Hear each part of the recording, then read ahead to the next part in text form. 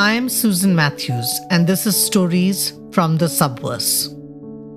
This is a spin-off of our podcast, The Subverse, and here we cover stories around nature, science, social justice, and culture, but with a personal storytelling lens.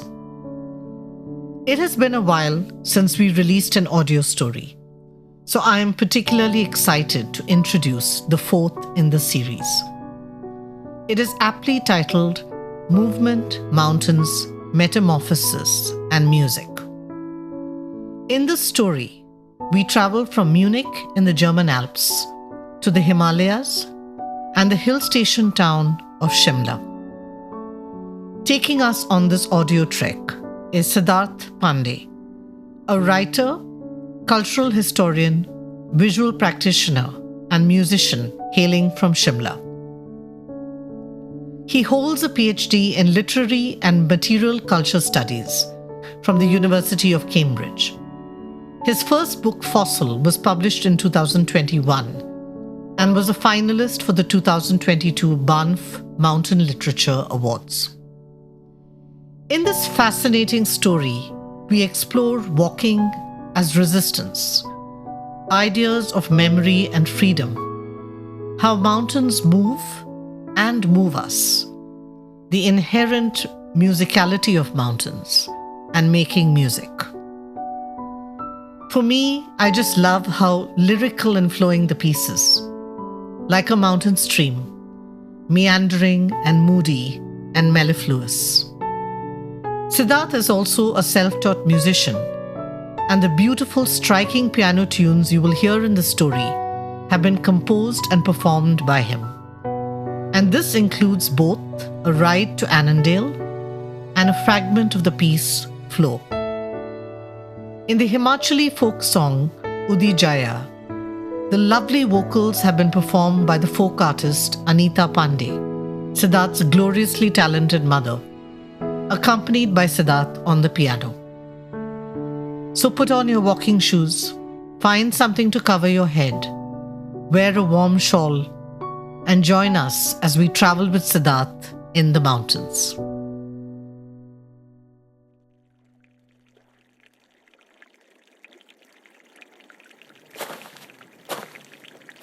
A 10 minutes walk from my residence in Munich brings me to a large square in the heart of the city, the Odeonplatz. It is fronted by the massive three-arched military commanders' hall, where during Hitler's regime, 2 Nazi guards were stationed 24/7. Anyone passing by was required to raise their arm and perform the Heil Hitler salute. But a considerable number of locals disagreed with the injunction and found an alternative route just behind the hall to bypass the guards. Officially known as the Viscardi-Gasse, the street got nicknamed Shirk's Lane due to this practice. And in 1995, to commemorate this silent opposition by Munich's residents, the artist Bruno Wank created an 18-meter-long floor installation set within the cobblestones of Viscardi-Gasse. Tellingly titled Arguments, the floor installation, furnished in bronze, is perhaps my favorite piece of public art anywhere in the world. It is a deceptively simple, meandering trail pressed into the street that elegantly captures a sense of fluidity in an otherwise straight alleyway. It also works as an astonishingly powerful symbol, incredibly evocative in its curling visual and emotive drift. Almost every week, I walk on its quiet luminescent form and think of the millions of steps that must have trodden this path every day to resist tyranny in those exceptionally dark times. And in doing so, numerous ideas begin to coalesce together, of art and inventiveness, of memory and freedom, of defiance and dignity, of movement and metamorphosis. I have long been absorbed by the limitless affordances of walking, not least its capacity to offer resistance. As someone hailing from Shimla, the Himalayan hill station that once served as the summer capital of the British Raj, I am struck by the capacity of everyday walking to transform a colonial enclave into a space of freedom and imagination. Mall Road, Shimla's central artery, runs for miles along the town's ridge, with stunning mountain views both to the north and south. Before independence, the practice of walking on the mall for leisure was treated in such exclusive terms by the ruling dispensation that from 4 pm to 7 pm every day, the colonial administration would clear the road of Indian servants and coolies in order to indulge in the practice of what they called taking in the air. But once the country gained independence, the mall was opened to everybody and for the whole day. In the decades following independence, the fondness for strolling on the mall blossomed into such a craze that the native Shimlawalas even devised a term in its recognition: malling. How many times have I heard a Shimla resident exclaim to another, "Malling karne chalte hain, let's go malling." Walkers, as the writer Rebecca Solnit succinctly puts it, are practitioners of the city. She adds, "The city is a language, a repository of possibilities, and walking is the act of speaking that language, of selecting from those possibilities." I cannot think of a better illustration of this observation than malling, not because people don't walk in other places, of course they do, but because you rarely come across a term that intuitively enacts its own transformation from a noun to a verb. Put another way, with malling, Shimla's central artery ceases to remain a space only bound to the memory of historical oppression and instead alters into a crucible of engagement, celebration, and aliveness. It was during these walks on the mall and its many tributaries that I also grew as an observer and lover of mountains. For the movement afforded by the walking town simultaneously and inevitably spurred the imagination, the principal human faculty that is essentially free-flowing in nature. And it was also while malling that I realized for the first time that if movement holds the potential to perform change, it also embodies the emotional charge of being affected at a deep visceral level. To move and be moved then naturally fed and took off from each other. The psychologist James Gibson argues that perception is a matter of educating one's attention to the world around. The anthropologist philosopher Tim Ingold takes Gibson's thesis forward and says, "Perception is a function of movement, and what we perceive, at least in part, depends on how we move." My life in the mountains was closely connected to this very how, for it was the natural topography that fundamentally determined the many trajectories I took while walking and observing. Trajectories that literally shaped newer perceptions and perspectives, so that every time I took a turn around a hill, or climbed up a meandering distance, or descended down an undulating slope, the scene ahead adjusted itself into a different perspective.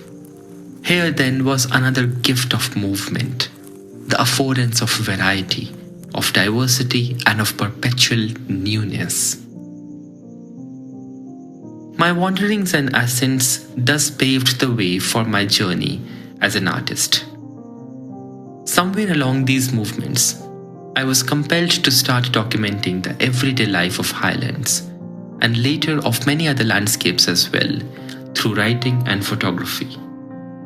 Working through art and imagination felt the obvious next step in my appreciation of mountain geographies, because aesthetic engagement brought a particular kind of intimacy and clarity about my milieu. And though the written word and the photographic image ostensibly seemed to freeze a scene, I liked to think of art forms as essentially alive. Why else would reading a literary work or beholding a fine picture move us? For all their apparent immobility, mountains themselves are fundamentally disposed to aliveness. Such aliveness isn't just about the changing sunsets or the impromptu winds or the looping calls of the birds therein, but also about their very genesis. A regard for this inherent animated quality influenced the creative contours of my first book as well.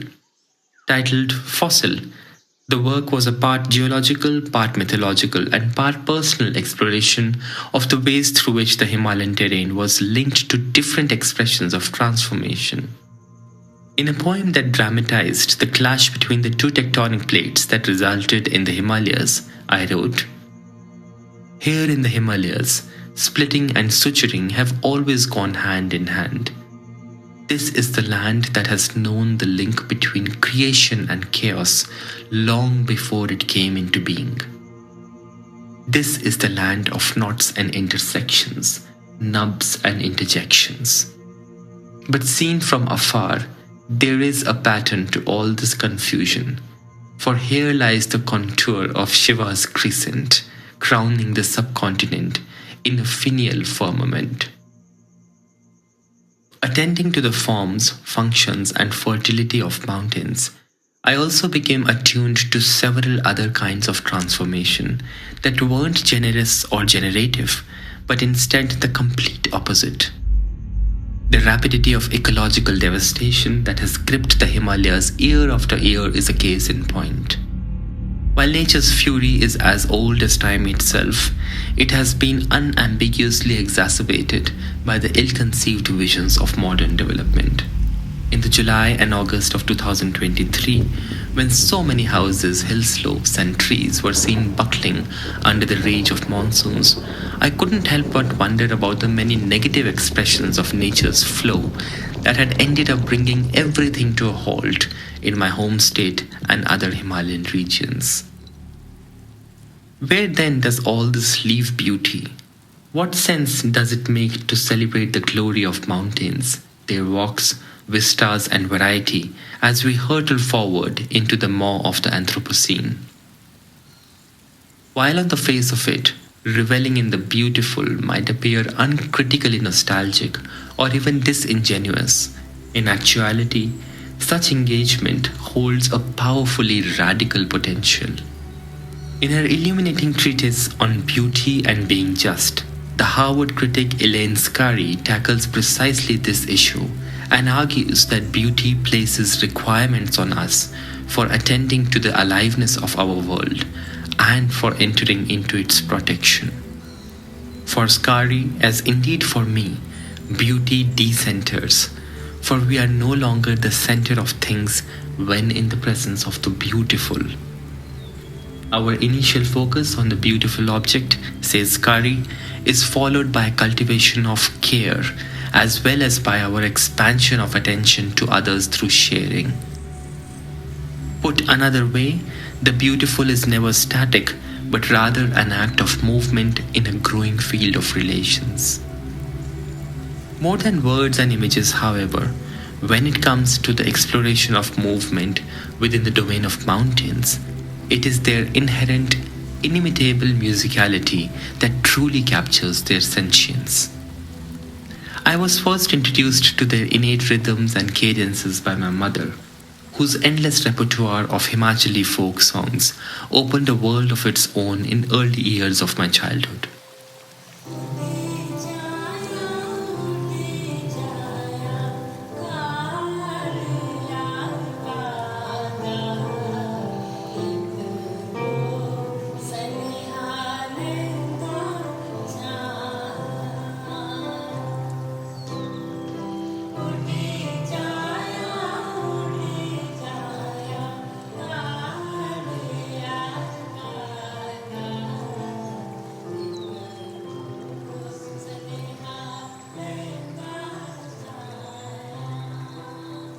A world that spoke of so many things at once, of the charming yet tough rituals of mountain life, of lovers separated by deep valleys and treacherous ridges communicating to each other through messenger birds and nomadic tribesmen, and of locals humanizing deities in their own image as humble shepherds and pastoralists, thereby seeking the sacred through the ubiquitous.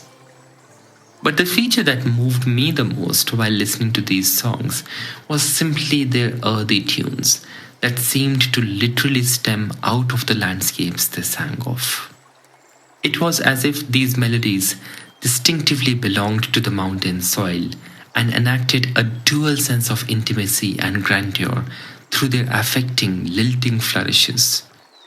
As time went on, I realized that such musical earthiness wasn't only true of mountains, but also of many other cultures across the world that derived their identity through a strong association with landscape.